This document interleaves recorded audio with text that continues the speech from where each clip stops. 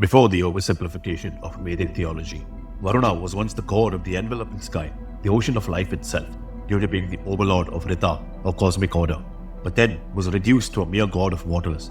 Mithra was a god of treaties, promises and agreements, and even the father of Ahalya in the Brahmana layers of literature, but was relegated to being a god of friendship, just one of many solar Adityas. But let's rewind to the Vedas. Lord Varuna-Mitra are invoked in the Vedic corpus as an inherently unified divine duo, the supreme protectors of Rita, the cosmic order that governs truth, life and nature, the moral coherence of the universe. The Kshatrapata Brahmana explicitly frames this dyad as the counsel and the power.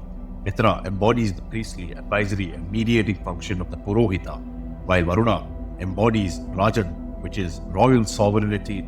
We often hear of an imaginary Indra versus Varuna rivalry. There is no Vedic evidence for Varuna ever being displaced or usurped by Indra. Vedic ontology does not rank gods hierarchically. Indra is the most invoked simply because he is the convergence point of divine forces. Indra and Varuna represent complementary strategies of command. Indra embodies the yoga of motion, giving Vaja the impulse to overcome obstacles and to conquer, whereas Varuna embodies Shima, the power of restraint and moral self-regulation. The Atharva-Veda further associates Mithra and Varuna with sunrise and evening, reinforcing their polarity as illumination and judgment. The very name Varuna derives from the root var, to encompass, indicating the all-embracing sky and cosmic enclosure, and is cognate with other Indo-European sky deities such as Uranus. In the Rig Veda, Varuna is explicitly called Asura Mahat and Asura Meda, the foremost and wisest of the Asuras. In early Vedic usage, Asura does not signify a demon, but denotes vital, spiritual, luminous power, deriving from the word Asu. Varuna is described as kingly, which is Raja, as Kshatriya, which is sovereign authority, and as having secular power. Indeed, as a Kshatriya in the highest metaphysical sense.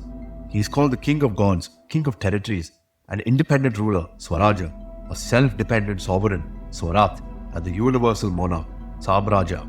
Varuna-Mitra in the Rig Veda 1.151 are invoked as first revealed in the Yajna by rays of knowledge and disciplined thought, reached by hymns united with joyful intent. They are not secondary deities, they are ontological governors. So, what is their connection to the Zen Avesta, Zoroastrianism, and the Iranian world? Has it ever struck you as interesting that one of Ahura Mazda's 101 names in Zoroastrianism is Varun? Yes, like Vedic Varuna. Conversely, did you know that Varuna is called Asura Mahat or Asura Meda, the foremost and wisest of Asuras in the Rig Veda? Yes, again, indeed cognate with Ahura Mazda. The gods demonized in Iran and the gods sovereign in the Vedas share the same ritual grammar. That alone should unsettle how we narrate the Indo-Iranian split. Let's go over the theological connection between the Vedas and the Zen Avesta. In continuation of our introduction to Varuna and Mithra, we should note that the Iranic Mithra is twinned with Ahura Mazda and the Avesta in precisely the same manner that Vedic Mithra is paired with Varuna. This has profound implications for the Indo-Iranian split, both linguistically and liturgically. A frequently cited explanation involves a religious and theological conflict between the Bhrigu and the Angirasa clans of Vedic rishis or sages. The word Bhrigu means blazing, neatly tying them to fire worship. The Bhrigus supposedly favored Asura-centric religion, and the Angirasas in turn Deva-centric worship, resulting in part of the Bhrigu clan authoring a lost part of the Atharva-Veda, which in turn evolved into the Zen Avesta. The Bhrigus supposedly emphasized formless worship, minimal ritualism, and a set of core moral values. Varuna, now Ahura Mazda, becoming the central deity of that religious system. We must, however, treat this as purely a thought exercise, because many patrons of the Angirasa sages were also chiefly Varuna worshippers, so perhaps this anti-Deva stance is purely one-sided, considering the Vedic rishis are entirely non-sectarian and non-hierarchical with regards to their approach to the gods. In the Vashishta-conceived verses of the Rig Veda, Indra or Varuna are hailed as equal. Vashishta is, after all, the son of Varuna and Mithra. Purukutsa, the famous 𝗖𝗵𝗽𝗀 king of the Rig Veda, received his son Trasadasyu, literally slayer of Dasyus, through oblations to Indra and Varuna. Trasadasyu, in turn, received the divine horse Radhikraman from Mithra Varuna. It's also further important to mention that the Bhrigu branch, known as the Jamadagnis, from which the famous sage warrior Parashurama hailed, were quite firmly aligned with the Indo-Aryans. Notably, Avestan priests are called Atharvans, corresponding to or closely related to the Bhrigus of India, reinforcing a shared ritual ancestry. I don't think I have to highlight the similarity with the name of the Rishi Atharvan, a conceiver and author of the Atharva Veda. Fundamentally, we should note that the Proto-Zoroastrians believed in Asha, or objective truth, akin to the Sanskrit Satya, while Vedic peoples believed in Rita, or natural cosmic order. The theological divergence between these two cousin tribes becomes sharper in the Avesta. Indra is demonized in the Iranian world. Indra is mentioned twice in Vendidad as a demon opposed to excellence, truth, and virtue, and as an enemy of the sacred belt, a symbol of cosmic order and prosperity. In Yast 13, there exists a discourse between an unnamed Zoroastrian poet sage and a mysterious rival called Gautama. Vamadeva Gautama is a well-known Indra devotee in the Rig Veda. Paradoxically, the Iranian deity Veretragna is linguistically cognate with Indra's epithet Vritrahan, the slayer of obstacles, the 𝗖𝗵𝗵𝗽𝘁.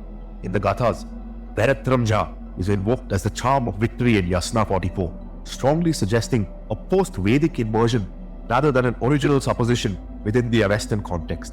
This inversion reflects not a moral evolution, but a sectarian realignment. Is Zoroastrianism a rebellion against the original Indo-Iranian religion, a revolt against the Vedic religion even? It is crucial to emphasize that Asura in the Rig Veda is nearly synonymous with Deva in the sense of lively or spiritual. A whole poem in the Rig Veda has the refrain, Mahat Devanam 𝗖𝗵𝗽𝗀. Great is the single spiritual quality of the Devas, Asuratvam. Indra himself is called an Asura, renowned for this Asuratva. There is no textual basis for reimagining Varuna or Indra as belonging to some two rival cults or chronological phases. There was no Varuna-centric sect that was supposedly overthrown by a usurping Indra cult. That worldview is alien to Vedic thought. Varuna never ceased to be a Deva, and his importance was never diminished. Again, Vedic ontology does not rank gods, but we can't say the same for our Iranian cousins or even later Hindus.